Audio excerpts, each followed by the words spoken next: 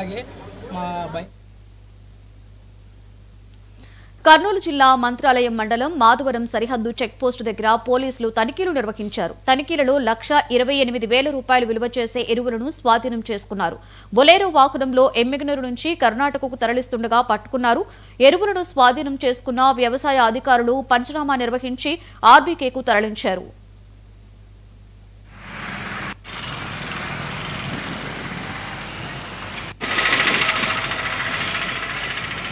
ప్రసాదరావు నేను మాధవరం చెక్పోస్టులో సీఏగా పనిచేస్తున్నాను. Excise department నుంచి ఇక్కడ గత దినం కలెక్టర్ గారి ఆదేశాల మేరకు మేము వాహనాలు తనిఖీ చేస్తూ ఉంటే మన ఎమ్మిగనూరు నుంచి కర్ణాటక బార్డర్కు బొలెరో వెహికల్లో 103 యూరియా ప్యాకెట్లు తీసుకుని వెళ్తుండగా వాటిని స్వాధీనం చేసుకొని agriculture officer Ganesh Madhavaram Mantralayam agriculture ఆఫీసర్కు అతనికి హ్యాండర్ చేయడం జరిగింది. కలెక్టర్ గారి ఆదేశాల మేరకు మేము రెగ్యులర్గా చెక్ చేస్తున్నాము.